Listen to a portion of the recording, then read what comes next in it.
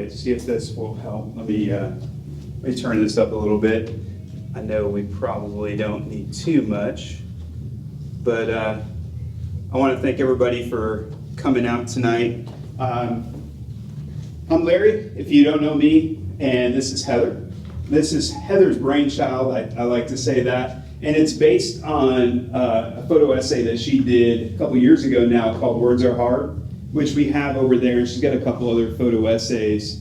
But this is Mental Health Awareness Month, if you're not familiar with that, and so this is an event we've tried to do for the last couple of years, and just to bring some awareness to mental health. How many of you guys have mental health? Anybody? Everybody's hands should go up because we all have mental health.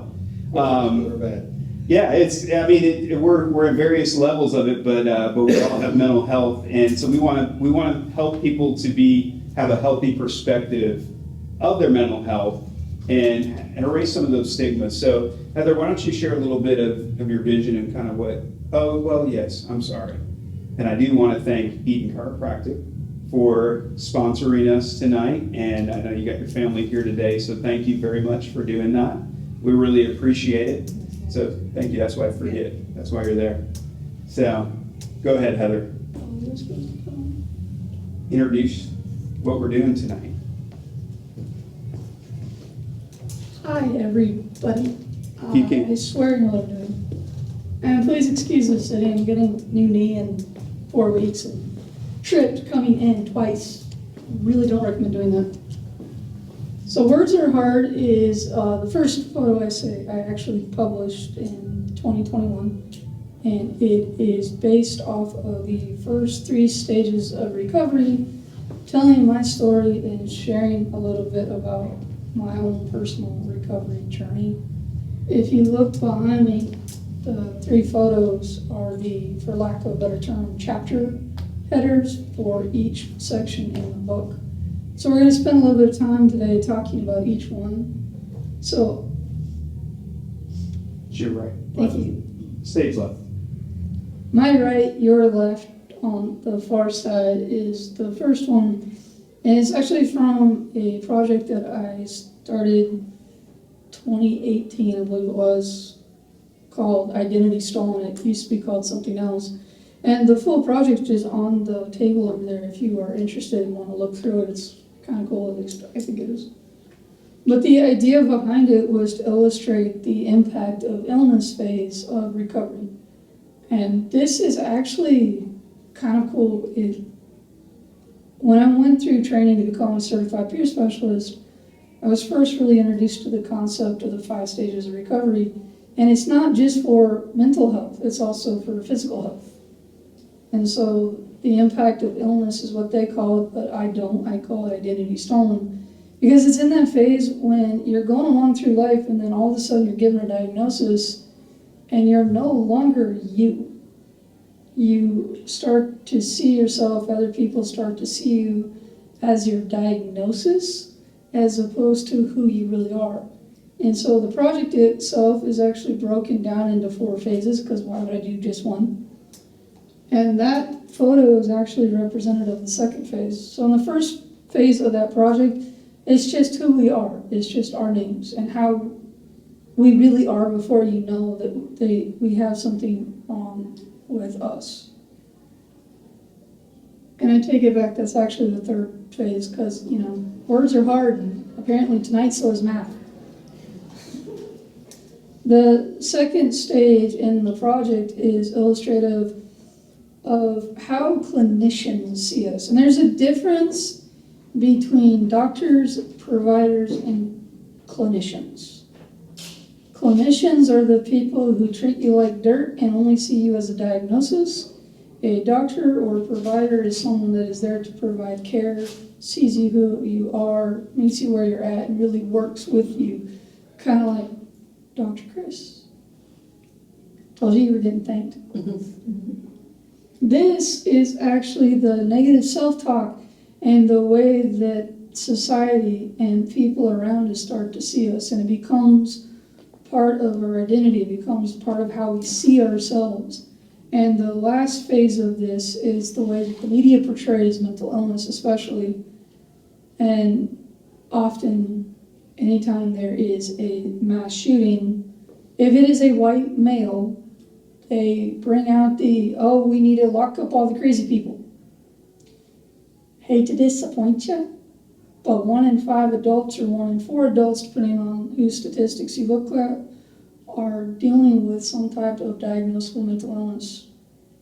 And a large portion of those people are also dealing with the 4 major diagnoses, bipolar, schizophrenia being 2 of them that are often accused the shooters of, when reality is we're 4 times more likely to be the victim of a violent crime than we are to be the perpetrator. Just wanted to make you aware that I'm not going to kill anyone tonight. Well, maybe Larry. So you want to add anything? I'm always the butt of your jokes. So, no, there's something I want to point out. Heather's done a great job. I encourage you to look at Identity Stolen. And actually, if you ever have teams to go through, this is an awesome thing. One of the things as a pastor that I deal a lot with, and if you've been to counselors, is all these labels that are there. There are a lot of photos in there, and she had everybody that came in take a photo, or she did photos with them with the different labels of what people have called them over the years. And those labels stick. I deal with people all the time who judge themselves based on what other people, important people in their lives have told them. And I'll share a story from my personal life. I grew up, my dad finished 8th grade, that was it. Grew up in the Upper Peninsula of Michigan, went into a lumber camp in 8th grade, was the oldest of 16 kids, and went out and worked. My mom constantly called my dad stupid. Constantly. And so my dad had this stigma that he was not intelligent. He was one of the smartest men I knew. He could build a car from the ground up. He could build a house from the ground up. He knew math like nobody's business, but only got past 8th grade. And my mom wasn't doing it to be mean. It's just, why are you being so stupid? It would all the time. Here's what it did. It lowered my dad's self-esteem, but it also taught me as his son that my dad wasn't smart. To not think about my dad in that way. It wasn't until I graduated and got into college that my dad and I's relationship was really good, because I appreciated who he was. But those labels, not only for the person that's wearing them, but for the people around, they stick. I deal with moms all the time that are great moms, but because their kids tell them they're terrible moms, and other people in their family tell them they're terrible moms, they think they're a terrible mom. So this impacts how we view ourselves and what's there in that mental health side. So what Heather's talking about, diagnoses and things like that, and Heather's story is pretty compelling, because there's a lot of things that were told about her that just weren't accurate, but yet still affect even what she knows about herself all these years later. And I've known Heather for several years now. But it impacts. So, and that's really what you're trying to erase and help us to think better of how we communicate with each other, how we interact with each other, how each one of us in here, where I asked that question, I learned it from her. Who has mental health? Well, we all do. And we're all impacted by the way we're interacting with the people that we care about in our lives and how society sees us. Go ahead. Thank you. So what he was talking about, there is the project that I'm continuing. So if you know anybody that has been diagnosed with particularly a mental illness, because that's really the focus of that project, but I'm willing to expand it to any disability. The caveat is they have to be over 18, because I don't want to deal with liability if you're a minor. That's CYA, not gonna lie. But I've actually taken that project and expanded it into a workshop, seminar, breakout session, whatever term you want to use, to let providers and caretakers, community leaders experience what it feels like to be treated based off of the label that you've been assigned.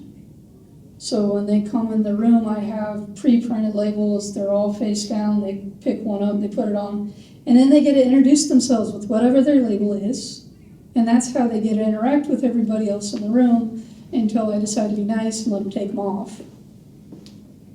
But I treat people based off of what their label says, based on how I have been treated myself. And I won't lie, it's a lot of fun for me, not so much for other people. I'm not gonna lie, it really is a lot of fun for me.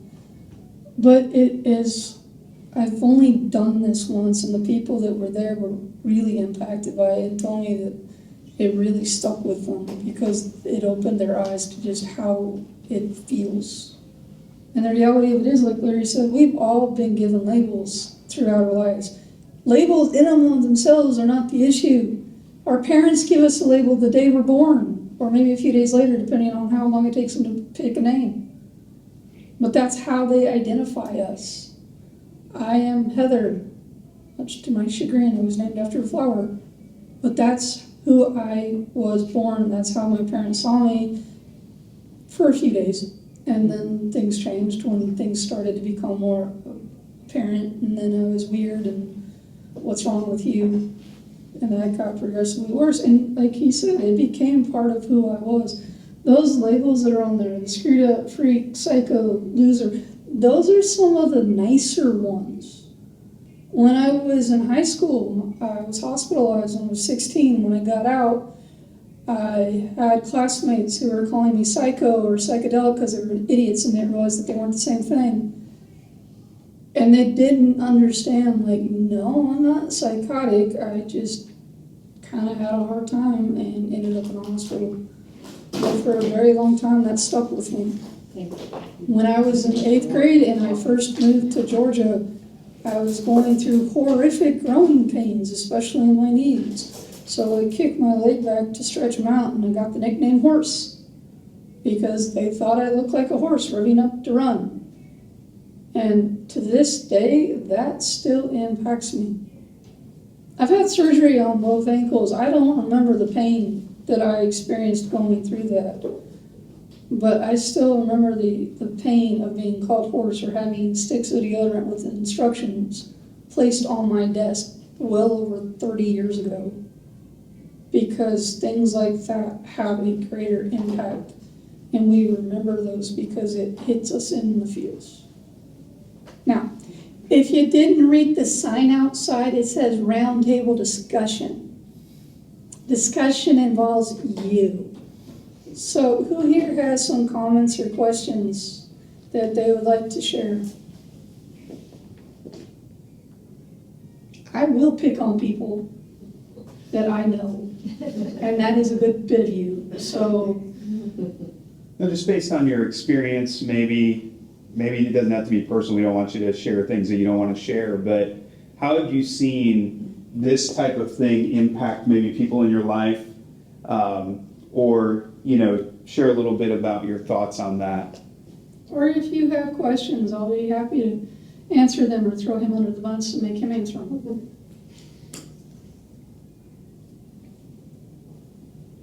Yeah, go ahead. I think I already shared with you earlier, so I'm good. Yeah. I'm good. You sure? Okay. All right. Well, we can talk some more later, but anything else? Any questions? Any thoughts on this? Anything you want to add to it? I know we've got some people in here that have had a lot of experience in this world. Jennifer, you're a pastor. I told you I was going to pick on you. So do you want to share anything with us from your experiences? Because you work with youth mostly. I do work with students, yes, and I have for a very long number of years. And I think I think when it comes to exactly what you were just talking about, you remember more so those words and labels that were given to you. And so you just have to be like super conscious of what you're saying to people and what you're calling people, even if you're saying it jokingly. Like it doesn't matter, because those words stick so deep. And the next time you go to do whatever that was, you think about that comment first, and you may or may not continue in it. Just personally, I took photography in high school. I enjoyed taking photos and doing that kind of thing. And one person said one thing, and I haven't really taken pictures a lot since then. But I mean, that was years ago. And am I over that? Yeah. Have I forgiven that person? Yeah. But it's still there. You know, it still lingers. You make a very good point. For those of you who don't know me, one of my coping skills is math with an A, not an E, just to clarify.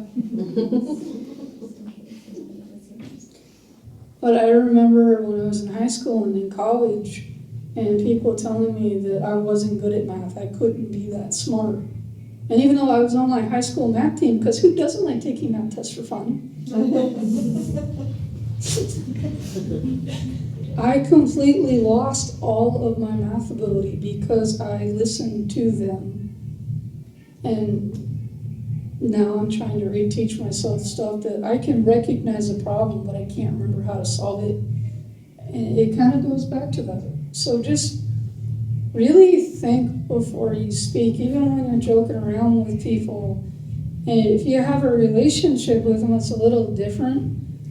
But sometimes you can say something to a person that you know, and they can take it okay, but another time it's going to impact them. So you just have to learn to be conscious of that and recognize that. And if somebody tells you that it hurts, you don't get to tell them that no, it doesn't. It's true. They're having a lot of fun. Yeah. You have anything else you want to add? No, I think that covers that. I want to kind of transition to this photo here. I want you to talk about it for a little bit and tell us a little bit of what's going on here.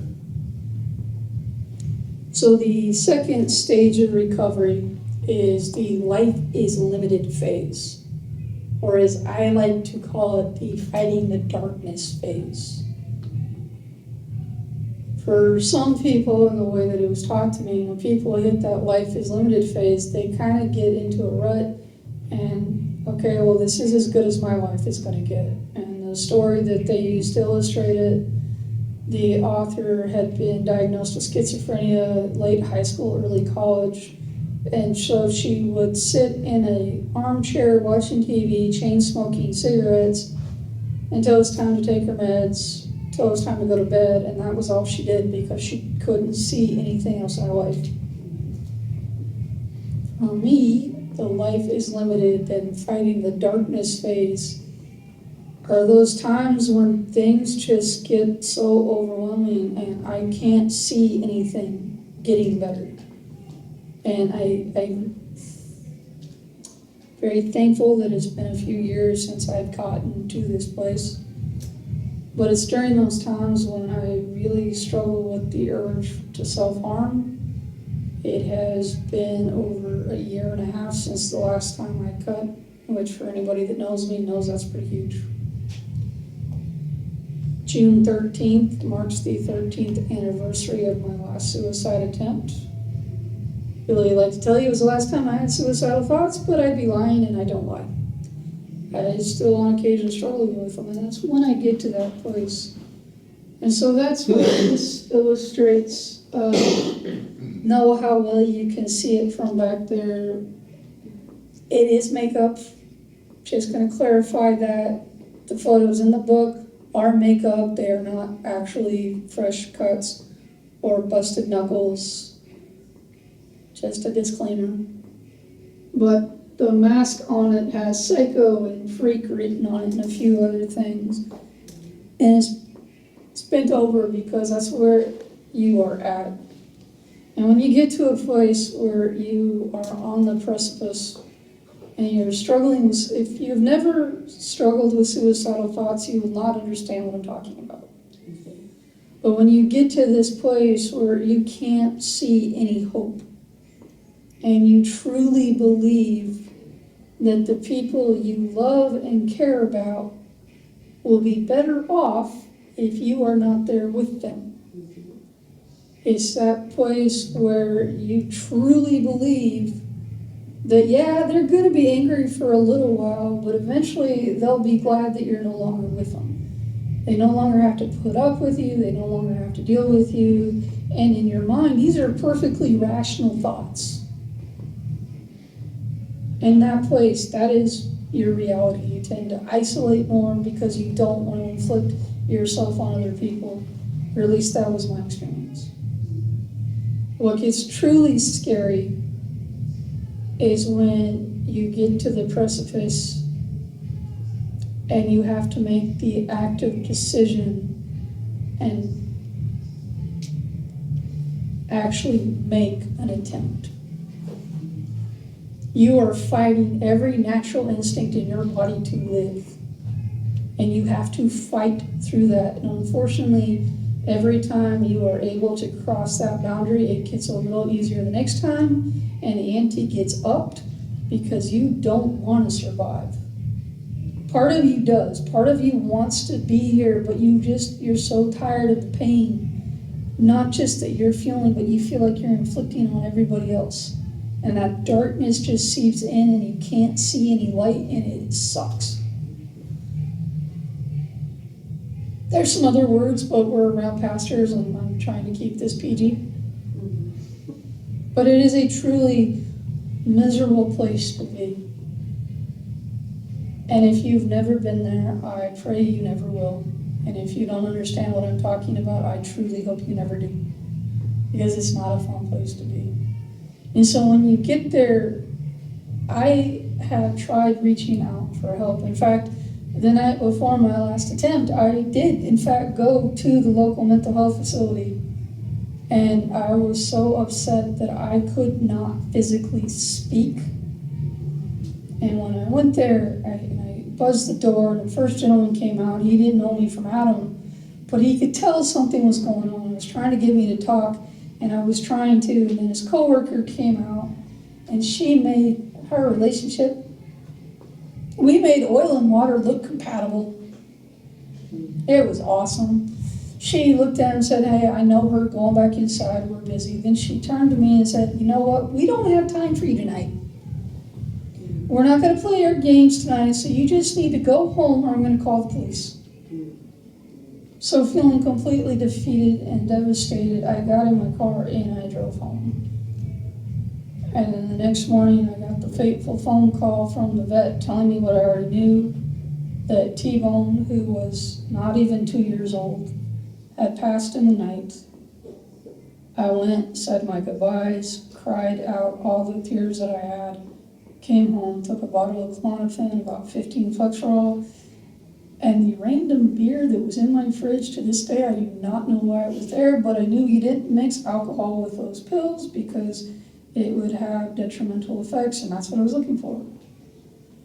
Now, thankfully, I didn't hurt anybody when I got in my car. The intention of going to the river trail where we used to hike, to jump in the river and disappear. And instead went to PetSmart, and the manager there knew me, recognized something was wrong, had someone call 911 before she came out to check on me, which saved my life. So it's not a fun place to be, but it is a place that if people recognize where you're at. Larry and Jen actually were there the last time I got to a place where I was ready to end my own life, and I'm pretty sure they knew it before even I did. And I kept trying to get them to go away, and they're like, "Yeah, no, nice try." And so that is important. If you recognize that somebody's struggling a little bit, stick with them. Let them know that you're there. Walk through it with them. Now I'm going to hand it over to Larry, because he looks lonely. No, I just wanted you to share your story because this is this is a journey, by the way. And so is the books, because we're talking about how this can lead to this in somebody's life, where they feel hopeless, where they feel like the people that are closest to them that should be lifting them up are the ones that have put these labels on them. And for Heather's story, she gets to this place, she likes to talk about fighting the darkness, because at that point, that's all she knows and all she sees. And I will tell you just from experience, usually because they're trying to push everybody away, they'll do everything they can to separate themselves from the people that are in their lives. Because in their minds, that's a clean break. If I can just push everybody away and make them forget about me now, it's easier for me to do that. And so when we recognize this, and we're going to get to the point where we talk about how we overcome these things, we're not just going to hit and send you home and go, okay, well, that was the most depressing thing I've ever done in my life. We're on a journey. But the journey is about helping people and recognizing maybe when they're here, or maybe when they're here, and how do we help them? Or if you are in any one of these places, because I would bet there's more than two of us here, that some of you have journeyed through these things already. And I guarantee most of us wear some of these stickers, just some more than others. And some of us have been able to deal with them a little bit.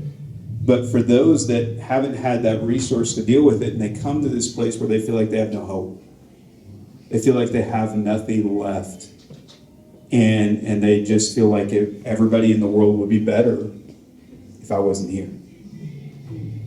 And I don't know about you if you've ever got to that place, if you've ever felt that, but that's a very lonely place. And not all of us struggle with it. Heather and I have had these conversations. That's something I've never dealt with at that point where I feel like I've never had those urges to take my own life. So it's hard for me to understand, but what Heather's story does is it helps me understand what that journey looks like so I know better how to help. And I've seen those places in her life, I've seen it in others' lives. In September, we will do a panel discussion during Suicide Awareness Month, and we did that last year. I know some of you guys were there last year. It's something that's really important. We'll go into more of how to deal specifically with that then. Really what we want to do today is talk about how do we get through this part of our lives, and how do we help others that are around us that might be here, or how do we prevent them in this stage from getting to this place, and how do we help encourage and love on one another in the right way. Any thoughts or questions at this point? I know we're on a journey. It's kind of a somber topic. Yes? I'm going to say something that I hope is taken in the right vein. Dr. John Bradshaw is a very well-known psychologist, a brilliant man, has written many books about many of these topics. And I'm not belittling what you've done, Heather, at all, because this is incredible. But just to put things into perspective, Bradshaw's favorite quote was 98% of the people in the world are dysfunctional, and the other 2% are lying. She'd totally agree with you, by the way. I Agree with that put the quote. fun in dysfunctional. Yeah. Well, so That's a good point. Put the fun in dysfunctional. no, we do. We all have our own stuff. We all have our own quirks. We all have our own things that we deal with. You know, mental health has been something that is a little more openly talked about, especially with the difficulties that some people struggle with, especially mental illness or mental health struggles. You know, it's a little better than when I grew up. Growing up in the 70s, 80s, 90s, there was a lot more stigma behind, hey, you're going to see a counselor? What's wrong with you? You know, now, you know, it's a little bit different, but we're still not quite there. Because all of us need help in different places, which goes along, Doc, with what you said. And I appreciate that. I also want to point out that not everybody gets quite this far down. Sure. But this is my story. A lot of people that I know that I have worked with and talked to, for them the life is limited is they just come to accept those labels.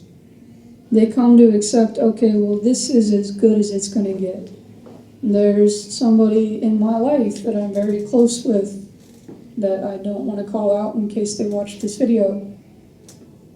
But I watched them, and I remember growing up how much more active they were, and in a lot of ways it feels like their self-image was better than it is now. And I've watched the steady decline over the last few years especially, where it's like they've just given up. They don't really have any hope anymore. So it's like they're almost thinking to themselves, okay, well, this is as good as it's going to get, so why should I push myself? Why shouldn't I just accept that this is my fate? And as someone who grew up around the church, there is a lot of stigma in the big C church versus the little c that I go to. It's getting too big now, church. Yeah, we got like 20 people and it's getting too big, yay. But there's been a lot of it, especially in the past, where they look down on you like, well, why don't you just pray about it? God can fix you. Or my favorite, here, let's hold you down on the ground and pray the demons out of you. And we're going to hurt you so you don't have to. They're very accommodating in that way. It saved me a lot of trouble with self-harm. They just went ahead and did it for me. Sorry. I didn't hold you down this time. Thank you for clarifying. But, in all seriousness, I think at all times, we all go through this. We are all in recovery from something because nobody comes out of life unscathed. So we all go through these phases where we have that initial impact, and it could be something like grief. Right now, I am really struggling with some grief issues after losing Max, who was my pup. It's been just shy of 7 months now, and he was my everything. And I miss him. Still grieving the death of my dad, even though missing Max is harder because Max and I were closer. And so there's still some of that impact that he's really gone. And there are still days even now when I forget that he's gone and then it hits me all over again. And there's times when I go through days like, man, it's never going to be the same. Even if I get another puppy, I'm never going to be able to build that bond that I had with him. Why should I even bother? And so we all go through things. And sometimes we're in graduation season now. And I think for some kids, you get all excited and you graduate from high school and then you're like, oh, well, what am I supposed to do now? Or if you graduate from college and you worked so hard and, in my case, barely scraped by and you got your degree, well, what am I supposed to do now? And there's kind of that letdown. So, what about you guys? What do you guys think about this? Do you ever struggle or do you have any questions about what you can do for yourself or how you can support other people? I'm sure Larry would be happy to answer.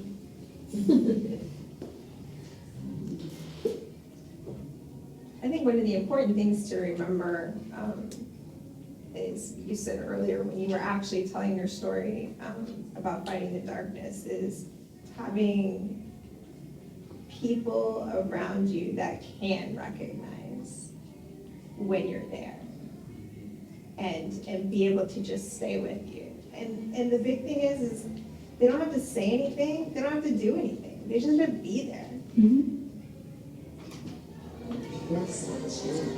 One of the other things I want to point out is one of the hardest experiences, as much as being hospitalized sucked, and again, there are other words, but I'm trying to keep this PG. It is a very traumatizing experience being in there. You're stripped of everything, including your identity, your clothes, your rights as a human being, and treated like nothing unless you're in a decent hospital, which sadly I've never really had that experience, but I've heard they exist. But once you get out of the hospital, where it's very regimented, and then you're just thrown back to the wolves, and unlike when you get out of the hospital because you had COVID or pneumonia or cancer or whatever, and people are lining up to bring you meals and send you cards and flowers to make sure you're okay, it's a complete and total isolation. It's almost like they're afraid they're going to catch something. But honestly, that is the most isolating experience. So if you see somebody that's struggling, and if somebody's just getting out of a psych hospital, offer to come over and sit with them, offer to bring them meals, offer to do their laundry. Or even if they're not in the hospital, if you see someone that's struggling and starting to isolate a little bit more, reach out to them. He probably doesn't know how many times his random text messages have come through and have given me just that little bit of hope that maybe there is somebody that cares enough about me and I can harass him and it's okay. Thank you, Heather. And I'm going to lead to this because I think there will be more opportunity to talk, because I think where we need to land is the last picture, because this really defines where we need to go in this conversation. Oh, Micah, go ahead, bud. Well, I mean, I was going to mention something, and it's kind of a really, really rough situation. I'm sorry, we don't talk about that here. Because a friend of a friend, though, he tried to take his own life, and he's a minor. And first he got sent to a psych hospital, and he was there for a while. And then afterwards, his mom has essentially locked him up. No contact with anyone. He hasn't been able to text anyone. He hasn't been able to essentially get out of the house. And the only place he's allowed to go is actually church, which he does not want to go to. And none of his friends or his family who's trying to help know what to do, because his mom's got him essentially locked down. And there isn't really anything anyone has been able to do. Well, That is definitely hard, and I would ask your parents or their parent, like other people, the friends' parents, to reach out to the mom. Words are hard. There's a reason that it's called that. I got it. But have people reach out to the mom and offer to help support her, because my guess is she is terrified of losing her son. And she thinks if she just locks him up and wraps him in bubble wrap and keeps him away from everybody, that that's going to help. And she doesn't realize that that isolation is just going to make it that much worse, and it's going to put a strain on their relationship. And it's not only going to hurt him, it's going to hurt her in the long run. So, yeah. yeah. So we're going to transition this. Thank you, Micah, for sharing that. Here's the big thing. When we have fear because of the uncomfortable, we don't know what to do. So when we get uncomfortable, what do? We go away from it. And so when people make us feel uncomfortable or situations make us feel uncomfortable, our natural reaction is to step away. Coming out of the psych hospital, you come up to somebody, you're like, well, I think most people are well-meaning. Most people aren't intending to be mean or jerks. Now, there are times in this stage that they are. But for the most part, people want to help, but they get uncomfortable, and so they don't know what to do, so, well, they just go the other direction, which causes the isolation, which causes and reinforces the feelings that bring you back here that says, well, nobody wants to be around me anyway. And I think that story kind of talks about that. Well, this mom gets overprotective and doesn't know what to do, so let's wrap them in bubble wrap and keep them here, and then they'll be safe, which doesn't really help. With this, explain this last picture, because I think it's going to help us get to where we need to go, and especially in the time that we need to get there. So this last picture is representative of the changes possible, or as I call it, the spark of hope phase. And it's very hard to define, and it's different for everybody. But it's that initial little spark when you're here and all you see is the darkness or the disability or, okay, well, I can't do anything, to, hey, maybe I can do something. And maybe it's just something small. But hope is something that has always terrified me because it is very fragile. And people throw it around like it's meaningless. And they don't understand that hope has to be protected and kindled when it's a small spark and a small flame. And if you can protect it and feed it and build it up, it will turn into a raging bonfire. But initially, that first spark, especially if you're coming from here where you're surrounded by all that darkness, can be very overwhelming and very frightening. And so you need a lot of support, you need a lot of encouragement without it being overbearing. And that's why it's important to walk through it with people. And the friendship book, which was actually dedicated to Jennifer because it was just supposed to be for her. She's like, no, you need to publish it. I was like, okay, you say so. And I don't, again, I can't tell how well you can see it from far, but in the bottom of the corner there are chains, and those chains are representative of the chains that bind us when we get stuck in that limited place where we feel like we're just completely bound up by all of our disabilities and our challenges and our negative self-talk and Larry's in the world. Thank you. You're welcome. It wouldn't be one of these if I didn't give you a hard time. It's true. But again, this is one of the scariest places to be, especially if you spend most of your life here and there, and that's all you know. Then when you finally start to see that things can be different, it is a terrifying experience. So when I went through CPS training back in 2014, there was a quote that they had on the wall, and it said, there is no growth in the comfort zone and no comfort in the growth zone. And that is so true. And people misunderstand what the comfort zone is. Because it's not comfortable as in, oh yes, I love this. This is so nice and cozy. Comfortable is what you know. So it may be completely miserable and you may hate it, but it's less scary than stepping outside of that and recognizing that things can get better. Because if you don't have that support that you need, and that's just it, if you start to get that spark and you start to think things can get better, but you don't have the support and encouragement from the people that you need, if you don't have the right resources available, if you don't have people named Larry to come and kick you in the pants when you need it, that was nicer. Yeah, it was. That's kick you, so yeah. But if you don't have that in your life, that little spark can get snuffed out. And if you've ever been in a dark room where when you spark a light and there's that initial shock, and then you go back to the darkness feels so much darker and more complete and more terrifying. And then it's just that much harder to want to reach out again. So if we go back here, when I reached out for help that night and then got turned away, the next time I started feeling like that, it was really hard for me to reach out because I didn't want to get turned away again. When I was actively cutting for a while there, I hid it from them because I'd had so many bad experiences. But eventually, because I had a relationship with them, I took a chance. There was a little bit of hope that maybe I can talk to this about this, and maybe I can get the help that I need. And they did. And they walked alongside with, they did not condone the behavior. They didn't say, hey, yeah, good job. Here's some razors, go do it again, why not? But at the same time, they didn't tell me that I was going to Hades. They didn't tell me that I was evil, that I was bad, that I was stupid, or all the other things, that I was being selfish or a coward or any of the other fun little things people like to say.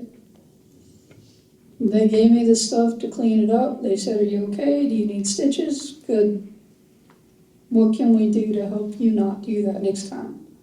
And so the next time before the urge came, I would call them, and sometimes I still ended up doing it. But even when I did it, they never told me, oh yeah, we're done with you.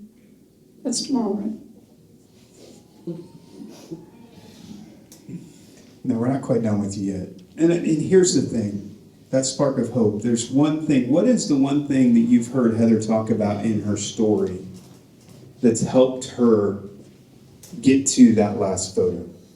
I'm going to tell you, she's still going to have times where she moves back this direction, because we all do. But what helps her get to that photo there? Have you heard anything tonight that would help that? No, it's beyond just me helping you. Support. People. Purpose. Yeah. Not people. He's not people. People are scary. I'm going to come and give you a big hug. And she hates to be hugged and touched. And I'm one of the few people that can get away with that, by the way. But it took a long time for Yeah. you to get that trust. Exactly. About 5 years. Yeah. No, I'm serious. 5 years.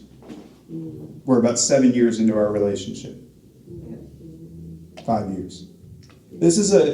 Now I met Heather. And I think, like, Go ahead. just to tack on to that, I think for me, the trust came a little bit faster because I've been there. I've been where I've dealt with suicidal thoughts. I've been in those shoes.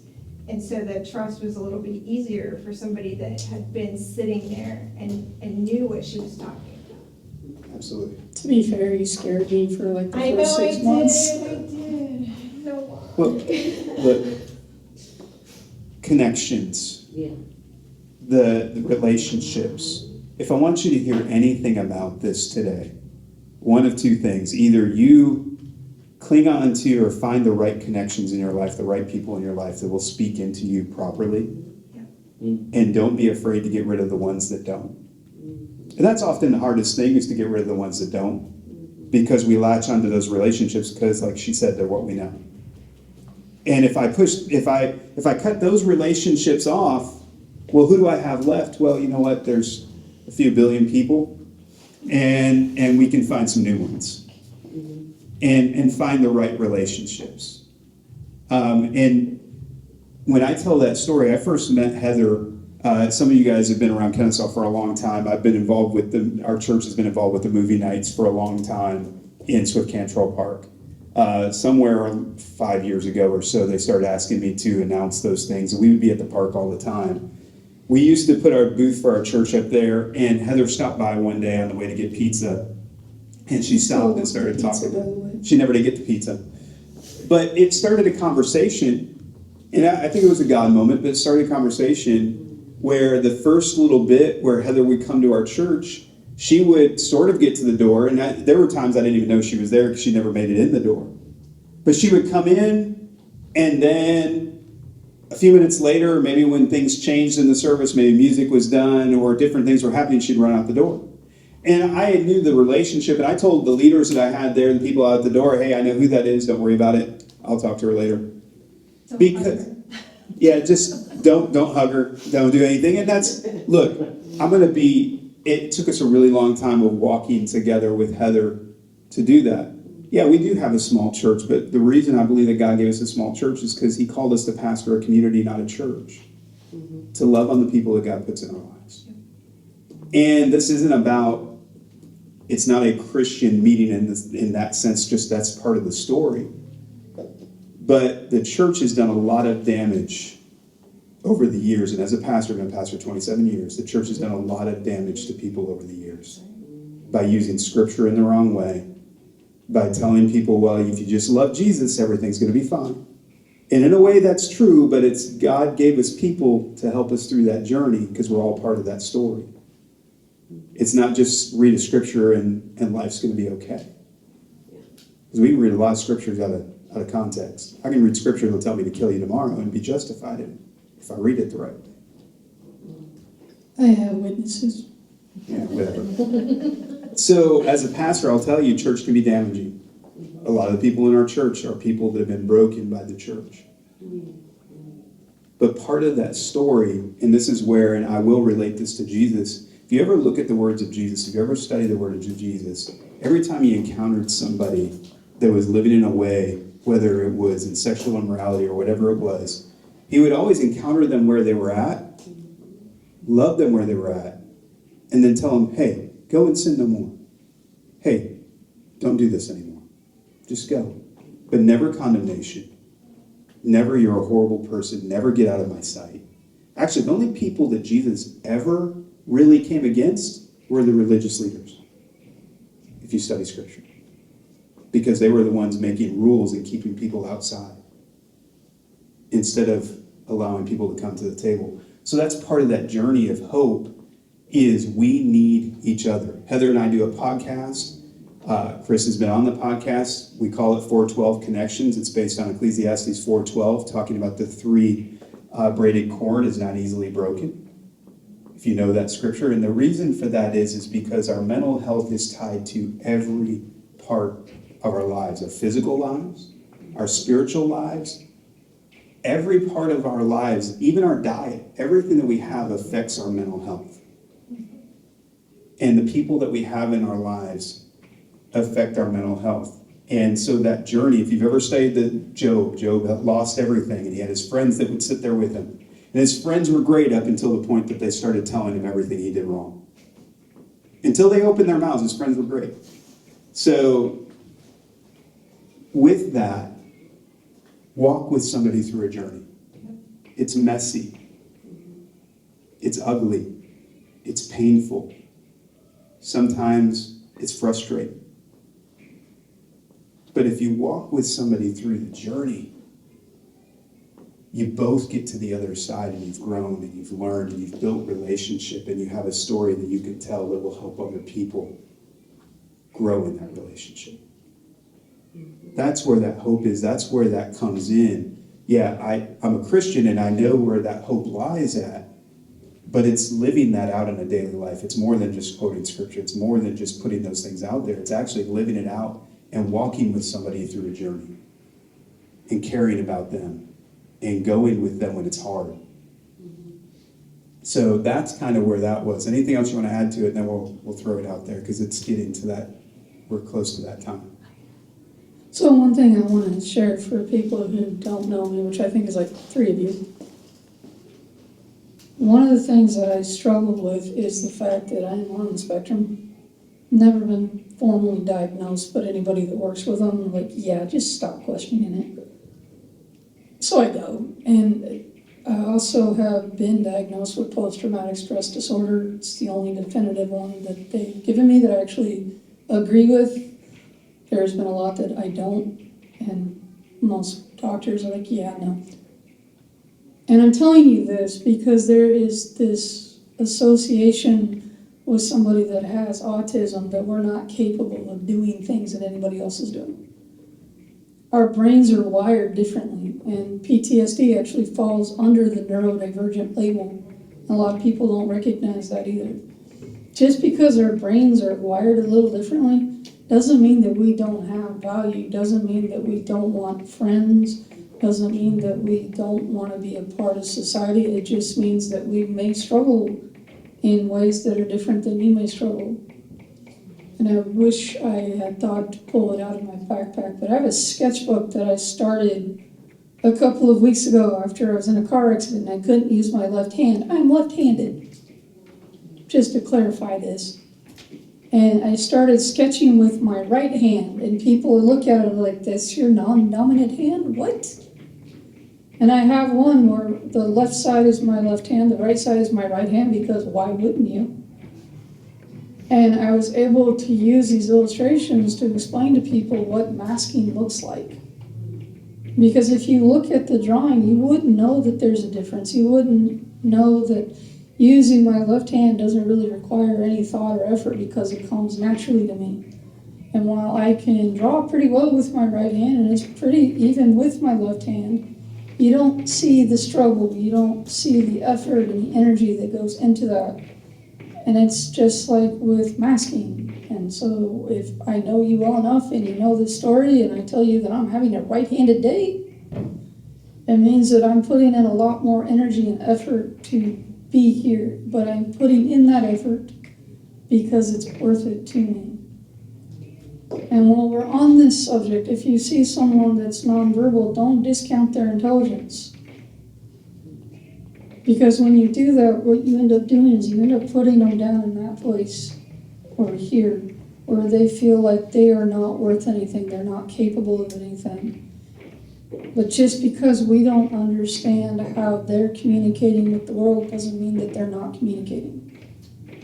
And it's not just on them to be able to figure out how to effectively communicate with us. We have to figure out how to effectively communicate with them and try to find a common ground. And quite honestly, we need to find a common ground in anything we do and everything we do. And really try to look at things from another person's perspective. That is one of my strengths and one of my greatest challenges, is that I look at things from multiple perspectives. Because that's how my brain is wired. And unfortunately, that can be a really good thing and a really bad thing at the same time. But once I started to realize that and recognize that, it gave me hope. Once I started to recognize and accept the fact that, yeah, I'm on the autism spectrum, big deal. Just means that my brain is wired differently. It doesn't mean that I'm broken. It doesn't mean that I'm not as good as anybody else. And that's one of the things I hope you take away from this is words are hard. It speaks to so many different things. It speaks to the fact that sometimes when you think visually and you want to share the picture that's in your head, but you can't find the right words to get them out, which is how the book got its name. But it also goes back to the fact that words are hard and that they can really cause damage. And they have an impact. So really stop and think about what you're saying before you say it. And really think about how somebody else thinks. I try to look in Larry's head when I talk to him. And I know there are certain times that I can make fun of him and he's going to be okay with it. And other times I know not to, although sometimes I miss it because social cues are hard. I only need a little bit. It's okay.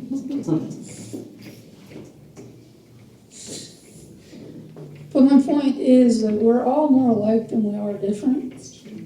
And so while we need to celebrate our diversity and embrace it, we also need to acknowledge and accept that we're all more alike than anybody wants to admit.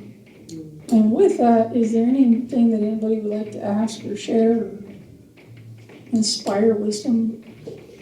Yeah, we'd love to hear if you have some way that maybe you've helped somebody or how somebody's helped you. Or if you just have questions about Heather's story. We got maybe about 10 more minutes that we're going to need to wrap up. But is there anything anybody would like to add to this story? Yeah, go ahead. I'm new, of course. I just met. It's Larry. That's all right. I'm trying to remember. Is it? Because it starts with a C, right? Sandra? K. Cassandra. I knew it was Cassandra, but I was going with. Memory. Yeah. I don't know. When we had when I had my little breakdown, whatever. I felt comfortable with it when you said a pastor. I'm like, oh yeah, I need guidance.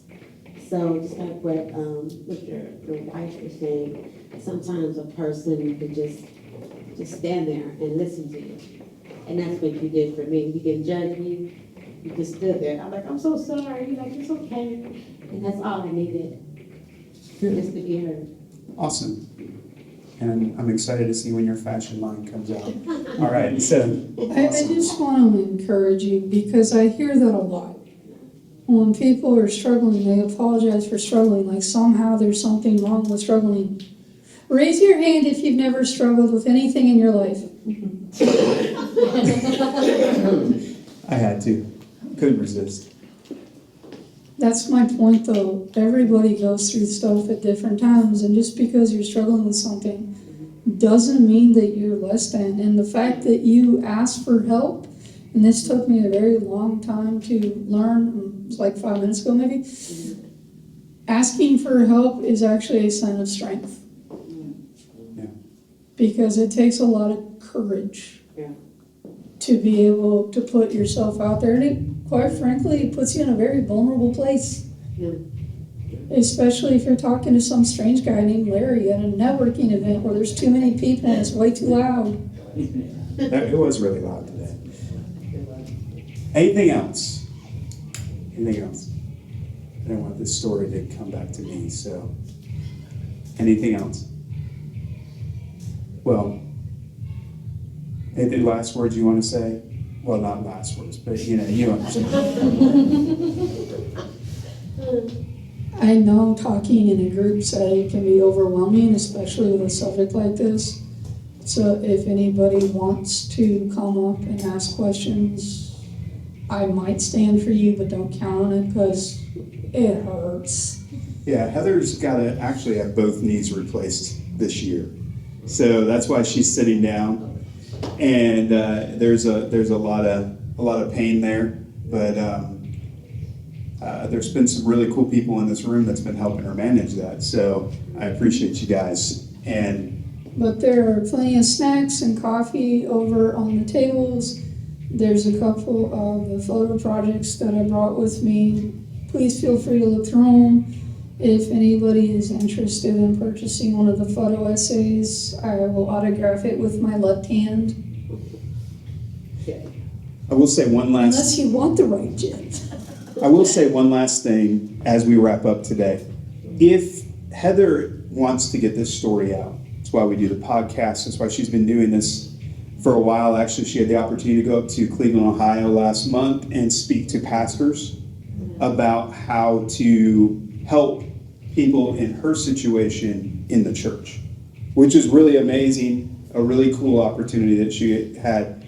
She's open to coming and speaking to different groups. I've had friends over at different offices, like Mind and Body, where we just come in and talk to the staff about how to help people that maybe are on the spectrum, maybe get overwhelmed. Because like for her, sensory things are a big deal. Like the networking event today, loud, all that kind of stuff, and this stuff over here. Things that we don't think about. We go in, we think, hey man, loud, great, lights, everything, but for somebody that's on the spectrum or somebody that really struggles with sensory issues, those things are overwhelming, they shut down. For her, she won't get a word out. She'll become nonverbal in those moments. And if you don't know that, she carries a card that one of the officers that used to be on the Kennesaw Police Force helped her put together, because in those stressful situations, she needed to hand a card and say, hey, give me space, I'll be fine. I will communicate with my phone if I need to. But those kind of things, we just need to be aware of the people who are around us.